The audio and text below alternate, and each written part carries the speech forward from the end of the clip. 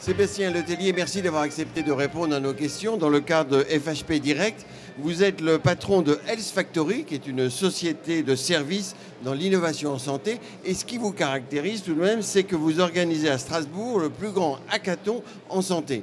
Alors, c'est quoi un hackathon et un hackathon en santé? Comment ça se passe? Comment vous êtes arrivé le premier? Alors, un hackathon, déjà, c'est la fusion du mot hacker et marathon. Alors, c'est quoi un hacker? Un hacker, c'est quelqu'un qui, quand il est face à un problème, va essayer de trouver des objets ou des technologies autour de lui et détourner leur finalité pour arriver à répondre aux problèmes auxquels il est confronté. Un hacker, c'est dans le numérique surtout. Alors, non, pas forcément. Moi, souvent, je fais des présentations aux médecins en leur disant que c'était les premiers hackers. Puisque, en fait, eux, au départ, quand ils étaient chirurgiens, ils détournaient des objets pour pouvoir faire des interventions. Et ben, en fait, ce principe-là, c'est un principe de hacker. Ça a été détourné beaucoup, galvaudé le terme autour du piratage, etc. Parce qu'effectivement, les pirates utilisent des techniques de hackers pour aller dans les systèmes d'information. Mais voilà, c'est des méchants hackers. Il y a des bons hackers, et c'est nous. Et l'idée, c'est d'arriver à avoir ce mindset-là, alors qui peut être chez des développeurs, des ingénieurs, des entrepreneurs, mais aussi dans les professionnels de santé, des patients, les réunir à un seul endroit, à un seul moment, et faire un marathon. C'est-à-dire en un week-end, on se lance des défis, et on essaye, à partir de technologies, d'innovations existantes, de transformer et d'améliorer la santé en général, parce que là, on a choisi de le faire sur la thématique de la santé. Et aujourd'hui, c'est un gros succès, hein, puisqu'on a commencé ça il y a 5 ans maintenant. Je pensais faire un petit événement à Strasbourg avec 2-3 médecins. Et alors, comment ça se passe concrètement là? Il y a combien de personnes? Il y a un objectif? Il y a des thèmes? Comment... Alors, chaque année maintenant, on est 500, donc c'est énorme, hein. C'est le plus grand hackathon santé du monde, il n'y a pas plus grand. Il y a une bonne répartition de médecins, de patients, de développeurs, etc., qui montent des équipes à partir de défis qui sont proposés en amont du hackathon. Alors, ce qui fait le succès, c'est qu'aussi, on ne fait pas ça juste un week-end. On se prépare bien à l'avance, c'est-à-dire qu'on va à la rencontre des professionnels de santé, des patients. On leur dit, c'est quoi vos problèmes, etc. Moi, j'ai ça, j'aimerais bien pouvoir utiliser une application pour faire ça, j'aimerais bien utiliser un objet pour faire tel truc. Je dis, venez au hackathon, je vais vous faire rencontrer les bonnes personnes pour avancer. Et on les amène. Le vendredi soir, ils présentent un projet. Ils disent, voilà, j'aimerais bien faire ça. Il y a des développeurs, des ingénieurs, des designers qui les rejoignent et qui disent, écoute, on va t'aider. Et en 50 heures, l'objectif, c'est de sortir un prototype fonctionnel qui marche. C'est-à-dire qu'à la fin... Avec le temps de repos ou 50 heures de travail? Il y en a qui ne dorment pas. Ouais. C'est là où ils deviennent créatifs. C'est là où ils deviennent créatifs. Et ce qui est extrêmement intéressant, c'est qu'en un week-end, on a tous les acteurs de la santé qui sont présents. Parce qu'il n'y a pas que les personnes qui participent, mais il y a aussi les sponsors, les partenaires, des laboratoires, des assureurs, des hôpitaux. Donc c'est financé par des partenaires qui se disent on va prendre une bonne idée ici ou là. C'est pas qu'ils viennent prendre une idée, c'est qu'ils viennent, tout le monde vient participer et contribuer à l'innovation en santé. Et pendant le week-end, on est sûr de rencontrer au moins une personne qui répond à sa question, quelle que soit sa question. Parce que tout le monde est là. Et on se retrouve à 2 h du matin avec un médecin qui discute avec un administrateur d'un laboratoire, avec le directeur de l'innovation de l'hôpital. Et eux, ils réfléchissent ensemble à des choses.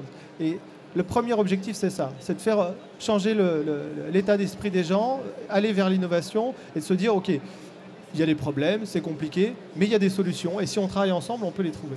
Mais vous dites, les gens se rencontrent, on a l'impression qu'ils se rencontrent un peu au hasard. Tout ça est organisé, structuré. On s'inscrit dans une thématique. Tout à fait.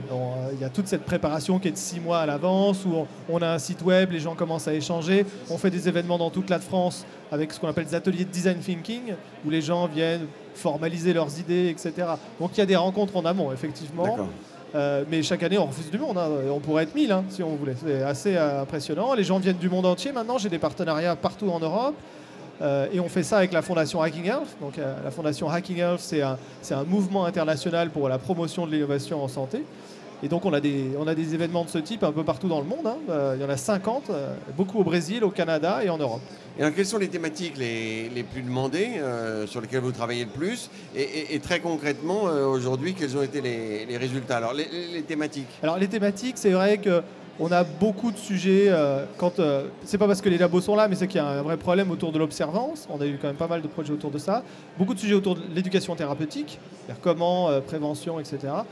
Mais après, c'est très très divers. On a eu des sujets autour du dossier médical, on a eu des objets connectés, etc. Ce qui est très intéressant, c'est que nous, on essaye justement de ne pas donner de thématique, puisqu'en fait, ce qui nous intéresse, c'est de trouver les problèmes des gens. Et ce qui ressort, oui. Et voilà. Et après, on voit bien que là où il y a quand même des problématiques qui ressortent, comme je vous le disais.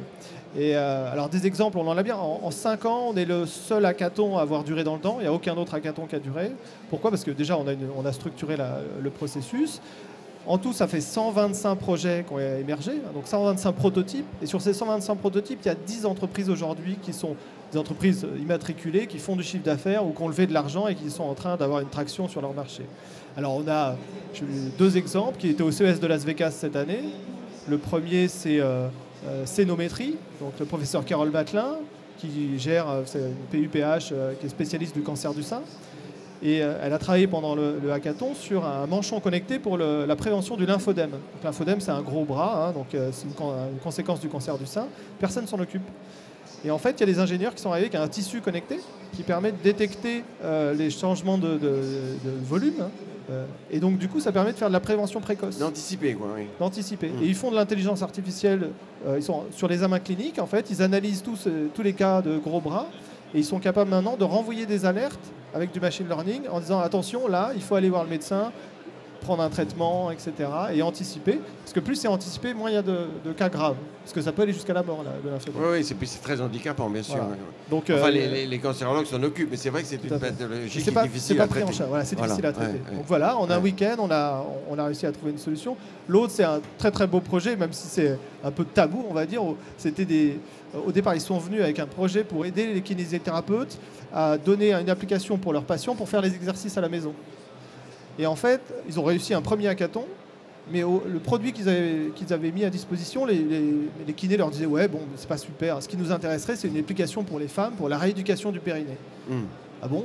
Et donc, c'était pas du tout leur créneau. Et en fait, là, il y a un marché énorme, parce que quand même, c'est quelque chose... Après accouchement ou... Après accouchement, rééducation du périnée, mais même en général. Et donc là, ils viennent de lever 600 000 euros, enfin 1,2 million, puisque ça a été doublé. Ils étaient au CES de Las Vegas, ils ont été sélectionnés. Et c'est quoi la technique alors? C'est un objet connecté qui permet de faire les exercices à la maison. C'est pas plus compliqué que ça, avec une application où on fait la même chose que chez le kiné, mais en respectant son intimité chez soi et avec beaucoup plus de résultats efficaces. D'accord. Alors l'avenir de l'hackathon, là, parce que tout ça en général va être révolutionné par notre méthode, c'est quoi l'avenir de l'hackathon? Alors nous, ce sur quoi on focalise, c'est que justement ce changement d'état d'esprit permet à plein de gens de passer à l'action. Et donc du coup, nous à HL Factory, notre activité, c'est pas d'organiser des événements, c'est d'accompagner les entreprises dans l'innovation. Et ça, c'est une étape dans tout le processus qu'on leur vend quelque part et qui leur permet en fait d'accéder, d'améliorer leur process en interne, etc. Donc c'est fondamentalement ça qu'on fait. Et du coup, là, il y a de plus en plus d'entreprises qui soient chez les laboratoires, les assureurs. On avait le groupe Vive cette année. On a toujours 4 ou 5 laboratoires qui sont présents. Et on est en train de travailler avec eux sur comment tous ces projets-là, on les met en œuvre après avec une plateforme d'expérimentation. On a des partenariats, notamment on travaille avec la FHP pour avoir des établissements qui accueillent ce type de solution et on essaye d'aller plus loin. Mais vous pensez que ce principe d'hackathon, pour conclure, c'est quelque chose qui va durer, enfin, cette méthode de travail, d'innovation? C'est le seul moyen d'innover. D'accord. C'est-à-dire qu'en fait, c'est ce que vous retrouvez dans toutes les grandes entreprises du numérique et c'est comme ça qu'il fonctionne. Merci. Merci à vous.